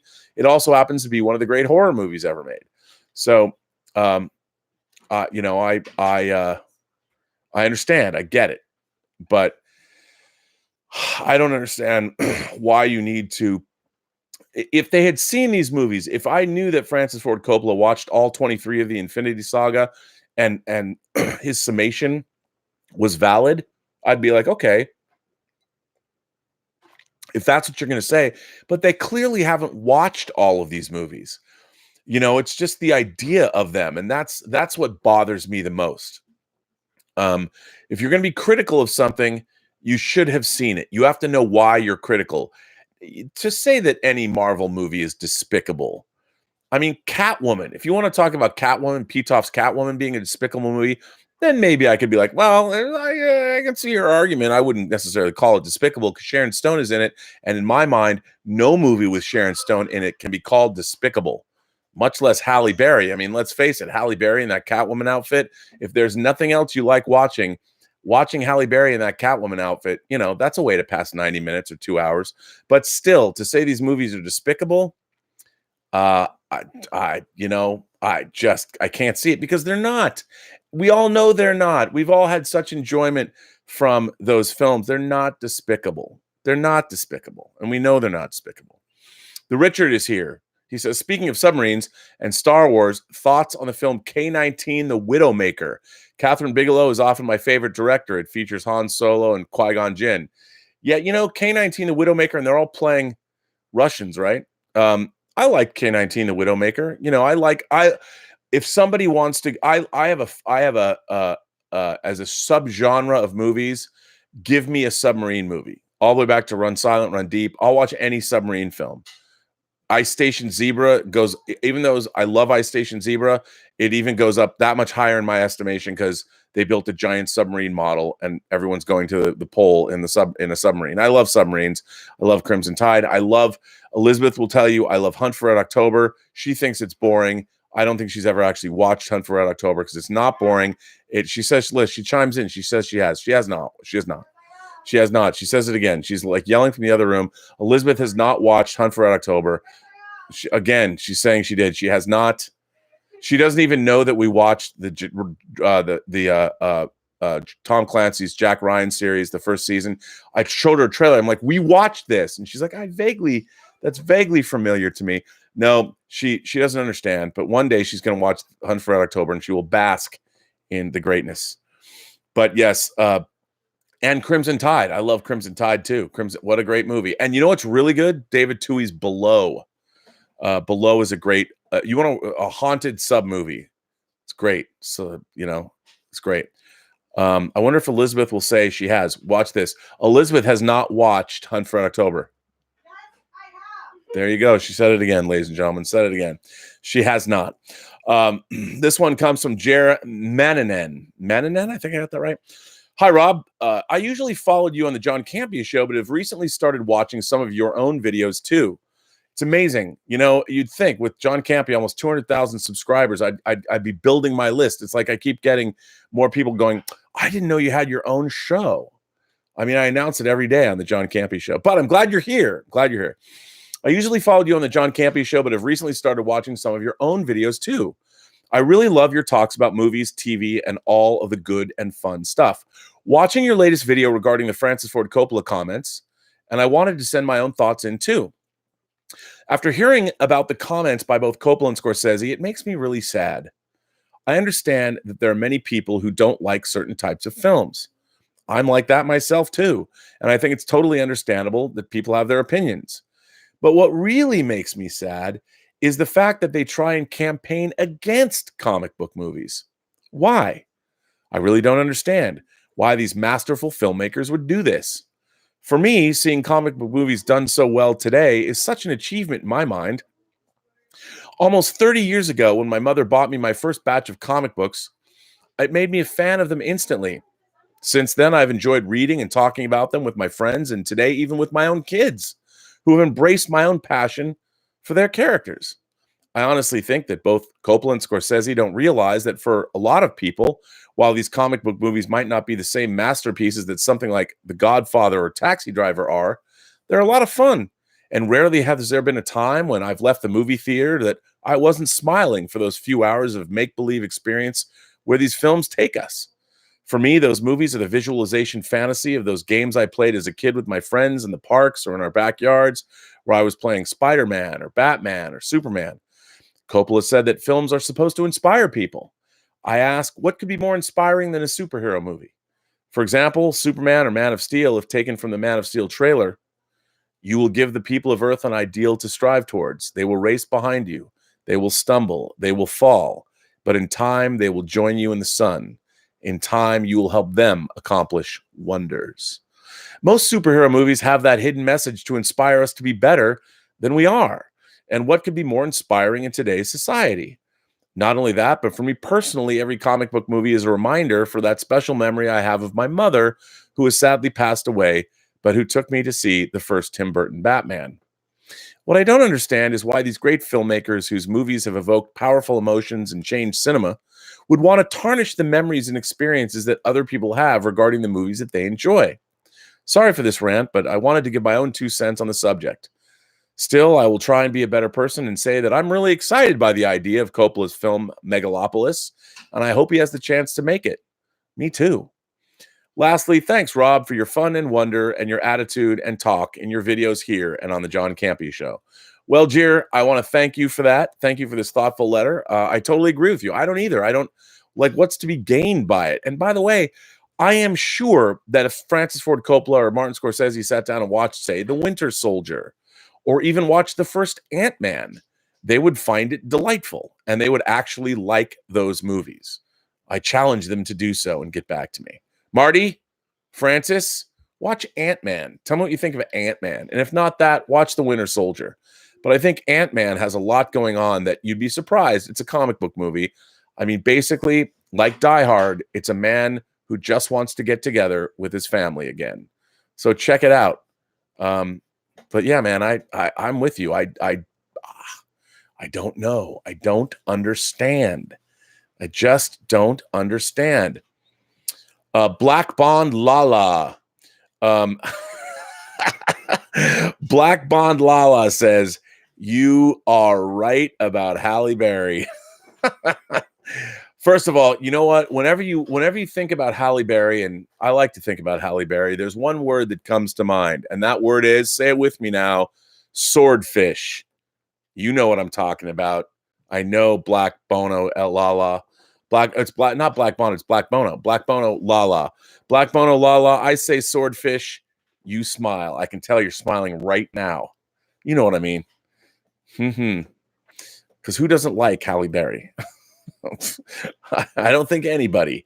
We all love Halle Berry. This one comes from James Sparrow. Rob Laser Bob. I had to write in and ask a question about a comment you made on Robservations live chat 253, I think. You were talking about the radio drama of The Hitchhiker's Guide to the Galaxy, and you were going off on a tangent. Me? Going off on a tangent about working at a framing shop at the time the radio drama came out. I was waiting for some comment on the relevance between the two, and it never came. Sorry, just really curious on the correlation between the two. I was also wondering what you thought of the Star Wars radio drama that came out at close to that time. I think it's the closest thing to a true Star Wars expanded edition we ever got. I didn't even mind the dude from Riptide being Han. James Sparrow. Well, James, good question. So when I was a young whippersnapper, starting around, I think I was 13 when I started, 13, 14, I worked at a frame store on Mercer Island, Washington called Framers Studio for Dennis McCurdy and Cynthia Von Seur. My dad Cynthia Von Seur was the mother of one of my good friends, Jolie Von Seur, who's kind of like my sister. We're friends. We love Star Wars and everything. And my dad used to call Cynthia Von Seur Mrs. Robinson because she was this very elegant, well-spoken, beautiful woman who, surprisingly, actually got me my first job on Texas Chainsaw Massacre 3. She still lives in Washington State. Jolie is, of course, still a friend of mine, even though we're both middle-aged and have our feet firmly in the grave. No, I'm just kidding. But so they had hired me to work at their frame store. And the first time I had heard Hitchhiker's Guide to the Galaxy was while I was working there framing pictures. And I was cutting mat board and cutting glass, and I was framing pictures. And it was, it was kind of meticulous work. You had to make sure that the mat board that you were cutting was well cut and beveled edges and all kinds of things. But that's when I first heard Hitchhiker's Guide to the Galaxy was at that store. When I was working in that store, when it was broadcast, I would listen to it on the weekends, and I loved it. So, I have this memory of the frame store and working there and listening to Hitchhiker's Guide to the Galaxy. So that's when I first heard it, when I had that job. The Star Wars radio drama is awesome. If you guys haven't heard the Star Wars radio drama, I recommend it. It's great. It was on NPR, and I think it was like one of their first. It was the first time they ever did something like that, and they were able to do it because it was NPR that George Lucas licensed it to them. I mean, I don't know the whole story. It's pretty interesting, but the radio drama is great. Like you said, it's an expanded version of Star Wars, and it has some of the voice actors, but it's really, really good. So thanks for bringing that up. I very much appreciate that. That's very true. Very good. This one comes from your favorite, my favorite, one of our favorites. You're all favorites of mine. But Emil Johansson is here, sends in a letter. Emil says, "Hello, Rob. I paid for HBO Nordic." I didn't know there was HBO Nordic. I wish I could get HBO Nordic just so I could say it. I paid for HBO Nordic just to watch The Watchmen, and I thought the first episode was awesome. This is just my opinion, of course. I can't lay out facts to prove it's amazing, and if people think it's trash, then that's fine by me. The show seems to try and take core elements from the original series and update them to hit people in the feels of current times. I guess especially for the US, but I don't really know anything about that. It seems like it's a very different Watchmen than from the comics, and maybe the movie was more faithful since it almost seemed like a page-to-page adaptation. I think this falls in the same category as Joker and Batman Begins, because when you watched Batman Begins, you barely knew it was a Batman movie, and the Joker could have had a different title and still been the same movie. They talk about relatable and real things, but tie it into a fictional world. However, I don't think that's a bad thing. I mean, sure, it could be, but if you really want something faithful to what you love reading, I get that criticism, but I think sometimes it's okay to ignore the hardcore audience to introduce a new audience to something you already know and like. What I like about this show is that people often see superheroes as a sort of embodiment of good, and they can also be at odds with the law. They just don't act like law enforcement. They don't have education or experience. They just want to do good things, even though in real life, people can disagree on what they think is good. Simply, the will is not enough. But in this show, law enforcement have been replaced by vigilantes, and you get to see people who enforce the law as people, not as gods or robots. They make mistakes, and they have biased opinions, and they are not that nice either. I think that's super fascinating because it gives the superheroes a responsibility, and we judge them completely differently. They are now in charge with keeping order, and if something goes wrong, we blame them. I also really like the story. I have no idea what's going to happen, and I'm actually glad the trailers don't spoil anything. The story is like brand new. To see that horrible situation from history makes you appreciate the world people have built that we live in now. It doesn't have a certain message or sugarcoat it from what I can tell, and I like that. One thing I didn't like was Jeremy Irons, but maybe that will change with time. Have a nice day, Emil. Well, of course, everyone knows I talked about Watchmen yesterday. And I didn't get to say as much as I wanted to say about the Watchmen TV series, but here's the thing. And a lot of people have written on the comments on yesterday's show, short as it was, or have been really interesting in people's responses to the Watchmen show. First of all, I will say the Watchmen show is very handsomely mounted. I think it's really well acted. I thought it was really intriguing. And again, I'm just going to say, I don't know why it's necessarily a sequel to Watchmen, because I think Damon Lindelof's concern about the police in this country and about race relations, I don't know how much that really equates to Watchmen.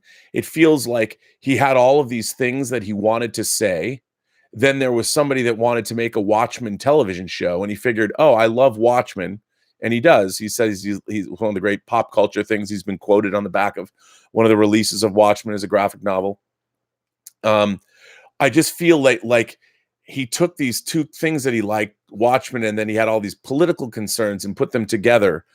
And I don't necessarily know or think that the Watchmen that we're getting necessarily equates to what Alan Moore was hoping to do with Watchmen. And just to speak, a lot of people said, well, Rob, Watchmen was political and all of this. And of course, it was all of those things. But first and foremost, what Watchmen was an examination of not just the comic book medium itself, but of the idea of superheroes, masked vigilantes. What does that mean? And another thing, just as an example, I don't remember if I said this yesterday, but in Watchmen, when you're reading Watchmen, it's set firmly in 1985, basically. And there's the idea, all of the little details, there were reasons for these details. And Richard Nixon being president, I think in the comic, he's in his 4th term. Now, by putting Richard Nixon, here's a perfect example about my thoughts between the comic Watchmen, which is one of my favorite things ever, and the new series. So Richard Nixon, how he's portrayed in the comic is really playing on Nixon's entire political career, culminating with he was getting impeached, but he resigned before he could be officially impeached because of the Watergate break-in. So the idea of making Nixon president beyond his term, four terms or whatever, is really, Alan Moore is making a political commentary about a guy like Tricky Dick, and it is Tricky Dick, staying president of the United States. In the Watchmen that we're watching on TV, Robert Redford has been president. Now, I would ask you, what is if you're playing on the idea that Richard Nixon went multiple terms beyond and he was never impeached and Watergate never happened, how does Robert Redford, the idea that Robert Redford is president, I understand Ronald Reagan was as an actor, and like, okay, you're now saying that in the Watchmen universe, somehow it wasn't Ronald Reagan that was elected, but it was another actor that was elected because he's a Democratic activist. And then they've said in the show, of course, they bring up Redfordations, like Robert Redford as a president somehow got reparations for slavery or something. Like, we don't know about, like, all of these things are, I'm not sure as much thought or understanding as by the Lindelof and his writing staff that he talked about put into the fact that Redford, I don't know if the underlying reasons for having Robert Redford be president at the time of this show work the same way that the point that Alan Moore was trying to weave into the tapestry of Watchmen was being made. And that's one of the things that I find, we'll see how it plays out, but I go, I feel that the reasons for Robert Redford in that role were wrong. I feel like it undermines to me the intelligence. All of this, everything that I've seen in Watchmen remained very heavy-handed. As much as I liked the show and found it interesting, the point that they're trying to make it has all the subtlety of a sledgehammer. And that's what I was objecting to, because what's really interesting about Watchmen, remember, the Watchmen comic book begins as a murder mystery. The movie opens and the comic opens the same way, with the murder of the comedian. Who killed the comedian? Is somebody gunning for former superheroes? And if so, why? And if so, who is it? And so it works in the same way as a mystery movie, and the world of Watchmen is given to you around the idea of this murder mystery. And it sort of also unfolds as a superhero narrative and a comic book narrative. And it's really a commentary on not just comic book readers. I mean, one of the interesting things, well, and to that end, another threat that is looming over the Watchmen comic book is the threat of nuclear annihilation. And the idea of clocks and time passing and the doomsday clock being moved ever closer to midnight in the course of the movie. All of this imagery and iconography was very well thought out. It was very well thought out. And for instance, the comedian's smiley face, the smiley face that was known as, it was a staple of the show, the smiley face with the blood, with the comedian's blood that was left on the sidewalk, his ever-present pin, the smiley face that he wore, and the blood. There's a direct reference to that at the end of the first episode of Watchmen. And look, I understand what they're saying, but I think that using that same imagery to make a different point, a point that I don't think it's, I mean, I get why they did it. And it's a subtle thing. It happens at the very end. I think it's the very last shot of the first episode of Watchmen. I went, okay, am I supposed to think this is clever? Or am I supposed to be like, get it?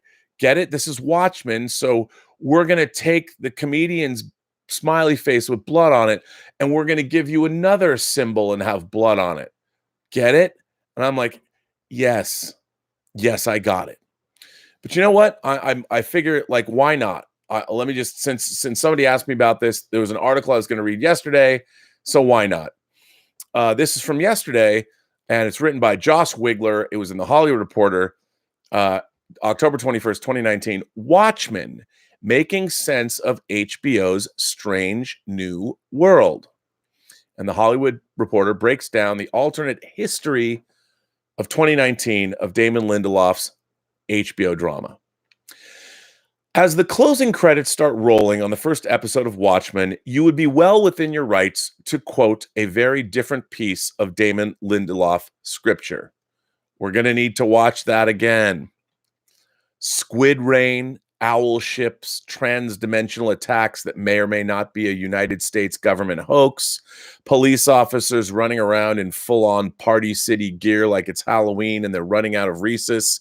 It's easy to walk away from the Watchmen pilot with a headache so powerful it can only be topped by a telepathically powered monster from another world. Familiarity with the Alan Moore and Dave Gibbons graphic novel certainly helps, even though the HBO drama follows Regina King as Sister Knight and a whole host of other brand new entities with no ties to the source material, at least not yet. First of all, let me give a shout out to Regina King. That is one hot sister. And when she puts on her Sister Knight garb, oh yes, I'm all about Regina King. For those of you who don't know who Regina King is right off the bat, if you saw Jerry Maguire, she was Cuba Gooding's wife in that movie. I've always loved Regina King. She seems apparently to be ageless. And she looks great in this show.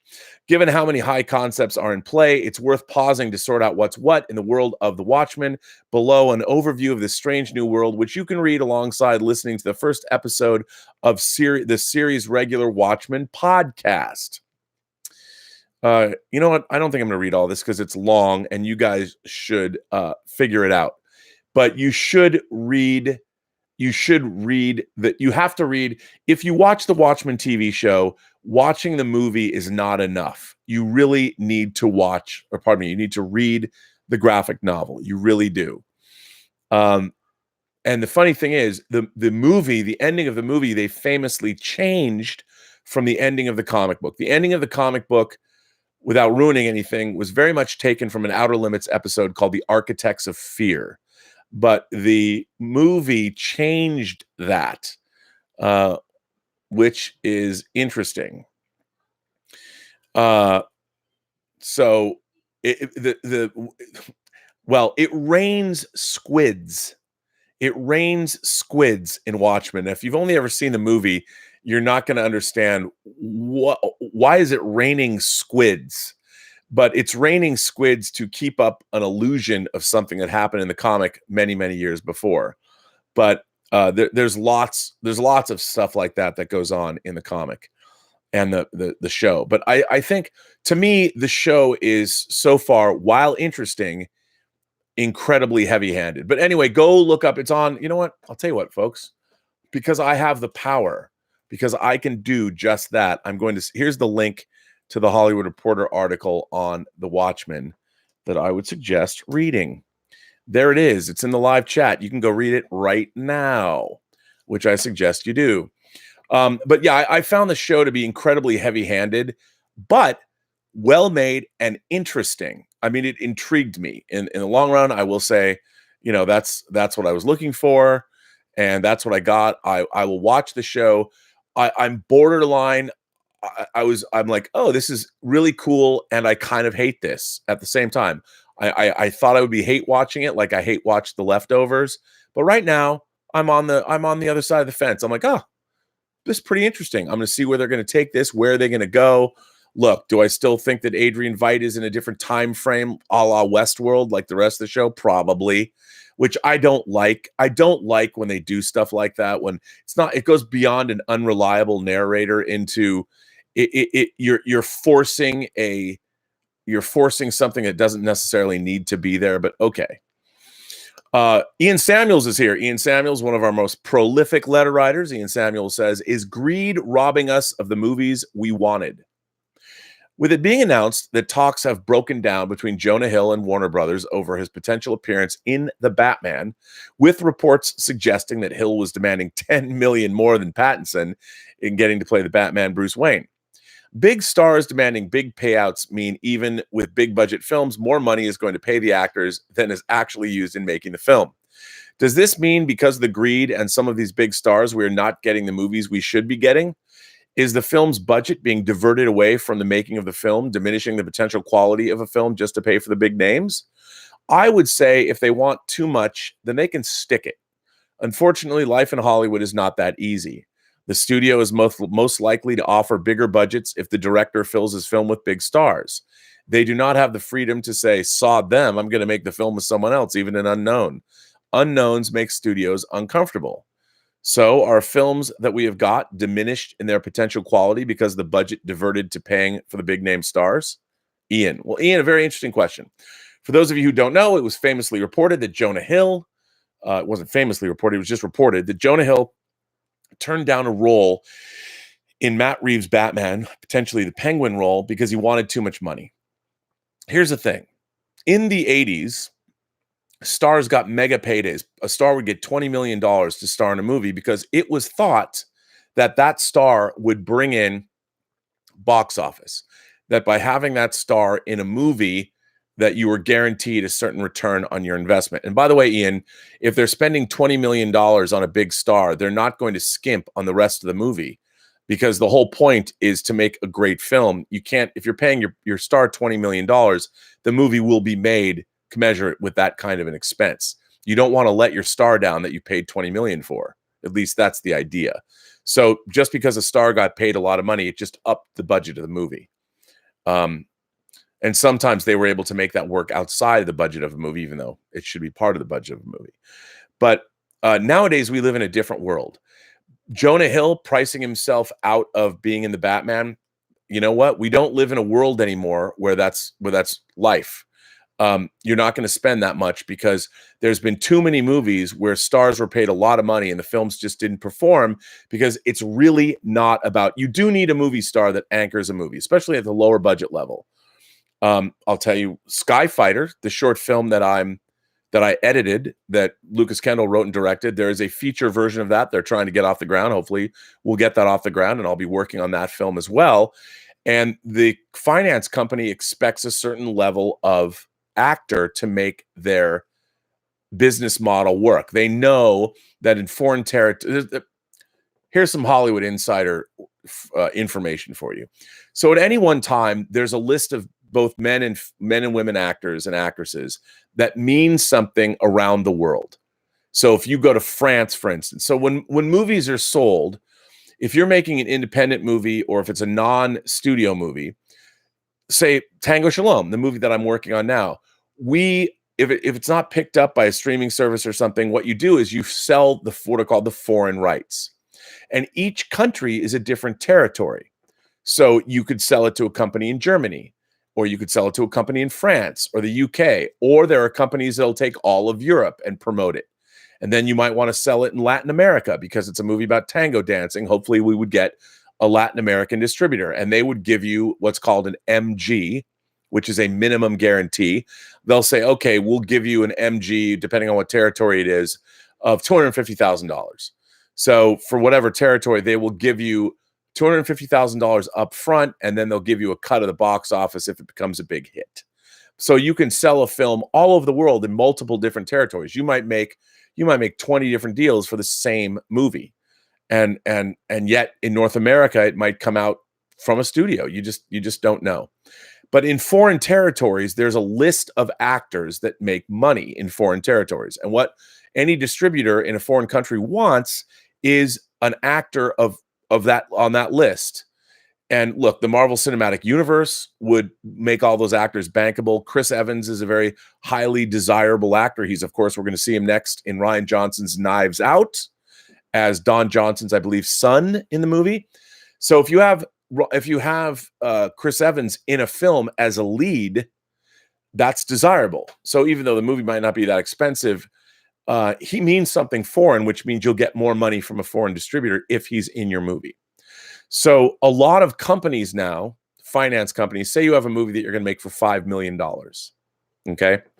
And they want to they'll pay actors. They'd pay like an actor like Chris Evans or maybe Evangeline Lilly. Let's say just that. And they'll pay each one of those actors $1 million each.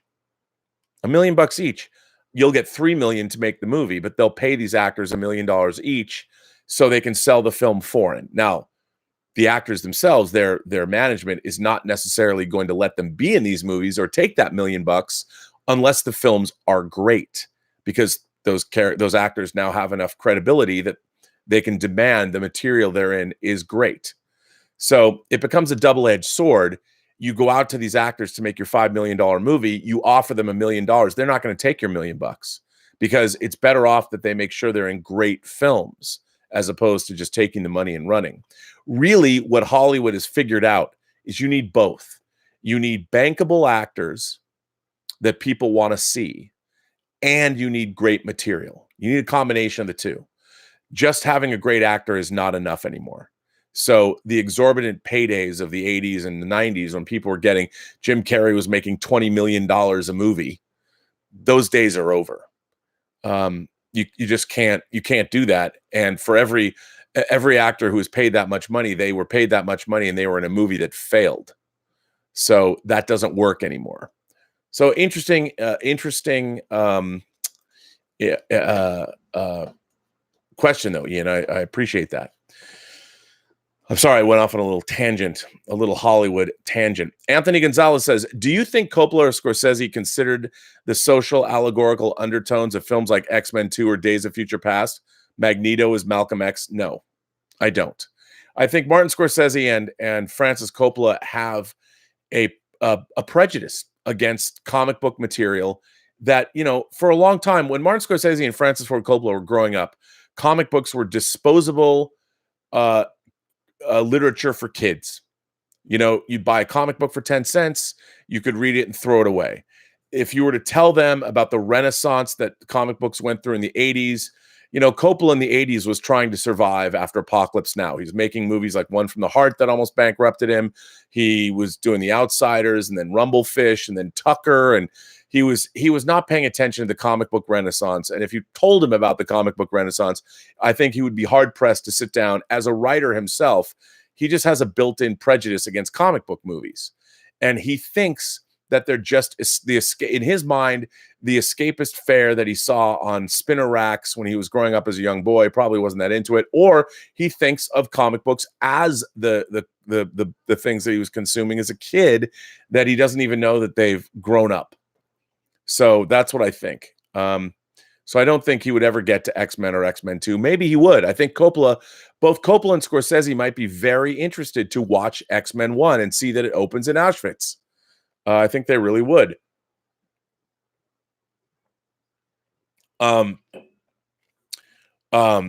The Richard says, Texas Chainsaw Massacre 3, that's cool. R.A. Mihailoff is one of my family's closest friends. He comes for barbecue every few years. Got any dirt on him? Laugh out loud. Or better, what are some of your favorite memories of the project? Well, what the Richard is saying is, as I've talked to you before on this channel. The first movie I ever worked on out of film school was Leatherface, the Texas Chainsaw Massacre 3 that Viggo Mortensen is in. I was the art department production assistant, which means that I worked for the art department, and you're basically a gopher. And what was so great about this was that I worked for anybody who needed things. So if the prop department needed me to go pick up props, or even build props, or paint props, I would do that. Here's a funny story is, if for anyone who's ever seen Texas Chainsaw Massacre 3, the latter half of the film takes place around a farmhouse. And we built the farmhouse. It was built from scratch. It didn't exist. We built the farmhouse in the hills above Magic Mountain, which is a giant amusement park here in California with lots of roller coasters. And one of the things that I had to do is, even though you couldn't really get to the farmhouse because it was a gated off road, there was a security guard there. And every day, part of my rounds was I had to take water for the crew, or sodas, and because it was the middle of summer. So people needed to hydrate all the time. So one of my jobs during the day was I had to go to the grocery store and get lots of water and drinks for everybody. And so I'm up there and I'm dropping off drinks. And as sometimes happens, suddenly there is a brush fire. And where we were there, it's hills, but it was, there was foliage all around us, and there's trees around the farmhouse. And suddenly there is fire everywhere. And the only person that I'm with is the security guard. And I'm looking around, and, I helped build this farmhouse. I mean, I painted things. It was practical there. So a lot of the rooms are full of foam body parts and things like that, and things that I had bought, and I'm like, it was amazing. And the flames are around us. There's nowhere to go. There was nowhere to go. I mean, the fire was pretty damn big, and the road I came in on is burning. So, I mean, I maybe I could have gotten in the car and floored it, but I don't know how far the fire went, and I wasn't going to do that. So I'm sitting here with the security guard. I'm like, dude, and I've got these big water jugs, and I'm like, we're not going to let the farmhouse burn down. So he and I have got these big water jugs, and I was climbing up on the ladder, and I was going to pour water all over the farmhouse, because, man, one ember, just boom, that place would have just gone up, because it was all paint and latex. I mean, it was a tinderbox. And it was amazing, because I'm sitting there and I'm not thinking about my own well-being. I'm thinking, there's no way this set's going to burn down on my watch. The flames are everywhere.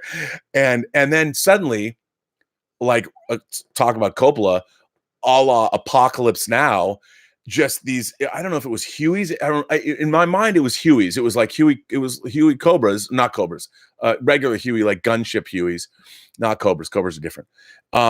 But firefighting Hueys. And there was like 4 of them that just came in. And in my mind, I was hearing the Ride of the Valkyries from Apocalypse Now, dun, dun, dun, dun, dun, dun, dun, dun, dun. And they just flame retardant, and they put out the fire. And by the way, I used to work up there. I had an office up in Valencia. There was always forest fires and stuff up there, even last couple of years. And I remember thinking, like, as the flames were burning and the Hueys were dropping the flame retardant and putting out the fire, I'm like, man, this is Hollywood, dude. This is movie making. That was my first movie. I got a screen credit in that movie too. Like, in the name, that was my first screen credit. My name is in that movie. It was great. I had so much fun. I mean, I was working 20-hour days, 6 days a week. I was exhausted all the time, and it was the greatest thing ever. And one of the other things that was the greatest thing ever is that the Beastie Boys album, Paul's Boutique, came out, and I must have listened to that record 10,000, or that CD 10,000 times in my car. So this is to all the stewardesses flying around the world. Let's dedicate this show to them. Great stuff. But I have so many stories about Leatherface. But yeah, I did.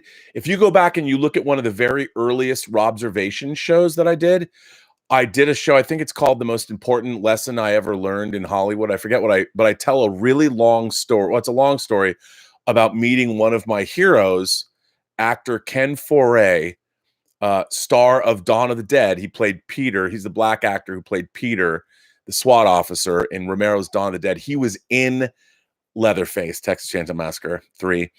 And I talk about meeting him and what it meant to me and how I learned from him, how I learned an important lesson about working with Hollywood actors. So it's not a bad lesson. And I love the man. He's a terrific guy. What a wonderful man he is. But it's kind of a funny story. And I suggest going way back hundreds of episodes ago and listening to that early Robservations episode about that. But anyway, Travis Rayner says, Rob, do you think the Enterprise and the Millennium Falcon are characters in their franchises? And Star Trek needs to name a starship after you. Well, first of all, Travis, yes.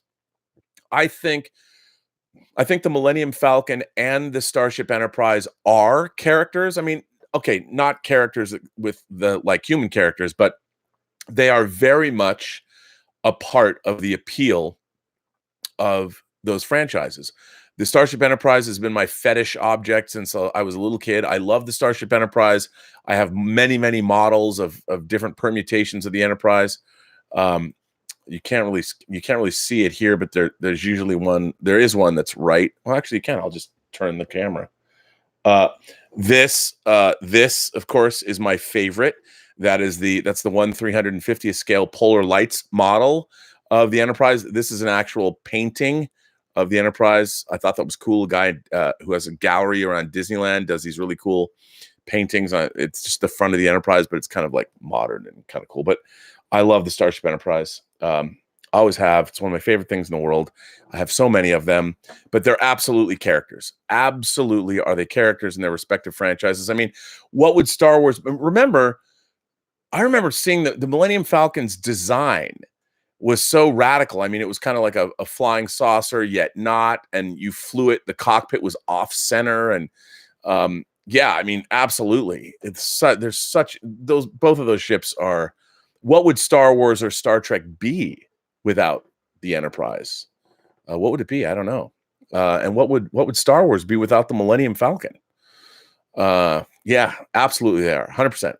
Mark C says, people have said they wish the trailer for episode 9 displayed more of the story. After 2 films, I wish this trilogy displayed more of the story. Well, Mark, I'm with you. I think the problem with the Star Wars, look, no doubt the Star Wars trilogy, the new prequel, the sequel trilogy is handsomely mounted. But I have to say, like, I think what's really disappointing for me is the galaxy has moved on. And one of the great things about Star Wars when I was a kid was seeing all the new vehicles and things that you would get in the trilogy. Like, I mean, the A-Wing and the B-Wing in Return of the Jedi, the Imperial Walkers and the Scout Walkers and the snow speeders that you saw in Empire. Now, yeah, you can say that those speeders at the end of Last Jedi were kind of cool, and the guerrilla walkers and all that, but first of all, they didn't really do anything. And those skiff speeders, I mean, look, I thought the catamaran speeder boat that they, I guess, take out to the Death Star, that's kind of cool. But I mean, and I did like some of the Star Destroyers that you saw in Last Jedi and all that, and the bombers were cool, despite the fact that, look, I'm not one of these people. Each one of the bombs in my mind had its own gravity device that they'd hooked onto something, and that's how it worked. I mean, bombers in space, that kind of stuff doesn't bother me. What I missed is as a kid in Star Wars. I mean, this also goes back to the last question. The vehicles in Star Wars were so iconic, beginning with the blockade runner and the Star Destroyer, Luke's land speeder, even the land speeders that you saw in Mos Eisley, the Millennium Falcon, TIE fighters. I mean, these are such radical TIE fighters. I mean, now we live in a world where there's always, for half a century almost, there's been TIE fighters, but the radical design of Star Destroyers, TIE fighters, the Millennium Falcon, no one had ever seen anything like this in a movie before. X-Wing fighters are more traditional because they look vaguely like fighter craft in jet fighters like we have. But what people don't forget, or what people do forget, or they might not remember because they've always had, if you grew up with Star Wars and you're not an old man like me, one of the coolest things to be 10 years old and to already love spaceships and science fiction and fantasy. When you heard, what is it, Red 5, who says lock S foils in attack position, and the X-Wing, the fighters, their X-Wings open to the X-Wing configuration, the attack configuration. I mean, it was so cool. Because you didn't know what was going to happen. Because you get to the rebel base, you're in the rebel base, and you everybody's going to and fro and powering up these ships and gassing them up and putting in the proton torpedoes or whatever. You didn't know that. I mean, you might have seen X-Wing fighters in pictures, but you didn't get it. And when that actually happened, like, they didn't have to do that. They didn't have to make X-Wing fighters, the X-Wings, open. But when they opened, you're like, oh, and that was new. Even B-Wings, B-Wings, you didn't get enough time to oogle the B-Wing fighters, but they were awesome too. I remember that was my favorite of all the Star Wars toys as far as ships were concerned. The Y-Wing and the B-Wing of the original Star Wars figure line, those were the shit. Those were the dopest I don't think they made the A-Wing until Droids. I don't think there was a Jedi A-Wing. I don't remember, but getting the B-Wing and the Y-Wing, and that's what you loved. You wanted stuff that was new. And it bummed me out that the hero spaceships, like Poe Dameron's hero spaceship, is just another X-Wing, even though it's black, which is admittedly cool. And I know they went back to McQuarrie's original production designs and they adapted that, but I would have liked to have seen new ships. And I think it's not a coincidence that they've gone back and the Emperor had a fleet of old school Star Destroyers put away somewhere for some kind of a rainy day. Yeah. But I do think I wanted more of an original story, not as much of a rehash. And I think ultimately they've gone into a dead end. I think the story at the time, look, they wanted to make a new Star Wars trilogy. That was the idea, but they didn't know if it was going to work. They didn't know. So, like with a great TV show, they don't know if it's going to move beyond the pilot. Now people are thinking a little differently, but I think there's a lot of stuff with Force Awakens that they did in that movie that they probably wouldn't have done in hindsight. I mean, for instance, once Starkiller Base, once you have destroyed the core system or the seat of power in the galaxy, why wouldn't everybody suddenly rise up against the First Order? Because there's such a formidable I guess so. But once you've blown up Starkiller Base, I mean, like, all bets are off. I don't know. It's just none of it. It's all a little wonky, but I think you're right. Ultimately, the trilogy needed more story. And I think the reports, look, I believe, I don't know the exact, whatever's going on. I don't know exactly what's going on with reshoots on Rise of Skywalker, but I can guarantee you there have been. I know that they've been utilizing the Mandalorian technology because it allows them to do them fairly quickly and get them in. You'd be surprised. You can push it to the limit. I saw this with Peter Jackson finishing up Lord of the Rings. They really push these things to the very limit, to the very last day. And with modern digital technology, you can get away with a lot. But I am sure that when they screened Rise of Skywalker, they're looking at this movie and everybody's wondering, I don't feel something. What are we missing? And that happens a lot with these movies, and they've got to go back and fix them. Movies are very iterative, and modern technology has allowed that to be the case. And I think with Rise of Skywalker, I don't know how they can satisfy everybody, because you're being asked to finish a story, a 9-film story, and the new characters really have nothing to do with that arc. So how do you take your new characters, Finn, Rey, Poe, whatever, and make that work with the Skywalker saga? It really doesn't. So they're shoehorning that stuff in and trying to make it all work.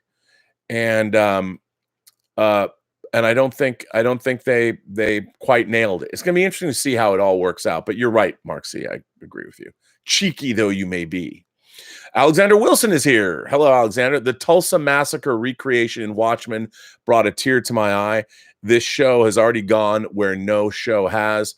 People actually didn't know that it happened. This is one thing that I think is, for those of you who don't know, the Black Wall Street, or what happened in Tulsa, and I think it was 1921. basically the thriving black community there was destroyed. And it's one of the most horrific domestic acts. I don't even know what you would call it. It was a massacre.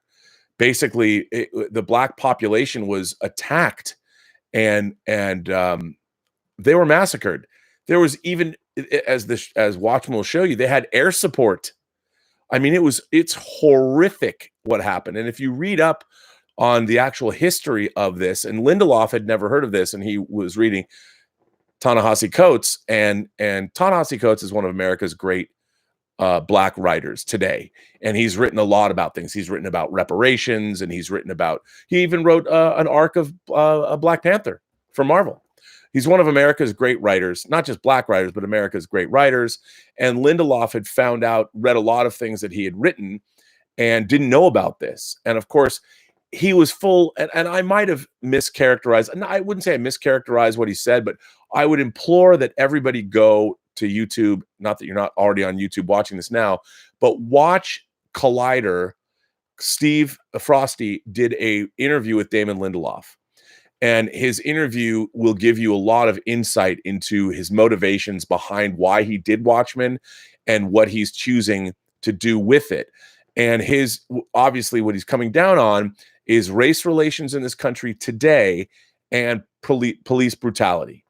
And while I don't know how much that has to do with Watchmen per se, especially the comic book itself, I understand that he's seeing it as an extrapolation of what's going on. And I think that I really want to see how he turns. I don't want to ruin what goes on, but we'll see where it goes. We'll see where it goes. But it does open with that massacre in Tulsa, Oklahoma. And indeed, the show is, so far, we see two locations. We see wherever Jeremy Irons is, and we see, which is interesting because Lindelof talked about all the Jeremy Irons stuff was shot first, and it was shot unto itself, and then they went and shot the majority of the show. Fascinating stuff. But yes, the Black Wall Street massacre was one of the low points in American history, one of the most shameful.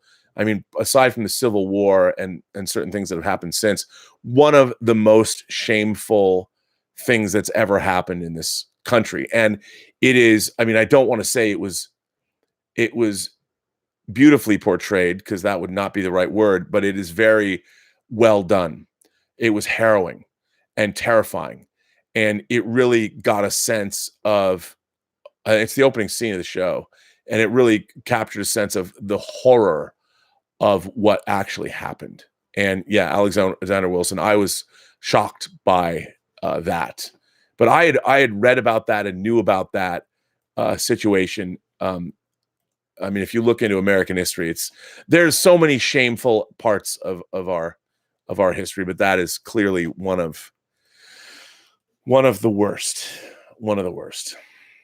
Yeah, it's not good. Well, you know what, ladies and gentlemen, with that fine note, I'm going to bring this Robservations episode number 256 to a close.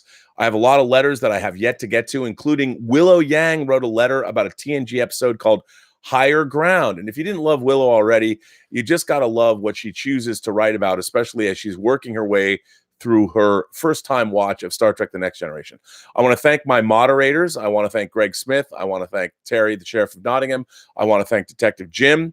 And I also want to thank Mayor Mike Bodden, who is running his re-election campaign, so he's been a little absent. But I want to thank the moderators. But most of all, I want to thank you, members of the Post-Geek Singularity community, you imagination connoisseurs who are making this community, I'd like to say, the most vibrant fan community on the web. So I want to thank you all for both supporting the channel, also sending me letters. If you go to the website, theburnettwork.net, a lot of content there. You can comment on your own, on other people's letters. If you want to send me your 3-word movie reviews, all those things. The Imagination Connoisseur Gallery is up there. If you have things you want to send me, artwork, pictures, short stories, whatever, we'll put it up. And shortly, Ali State's new column, The Feminine Gaze, is going to be on the website.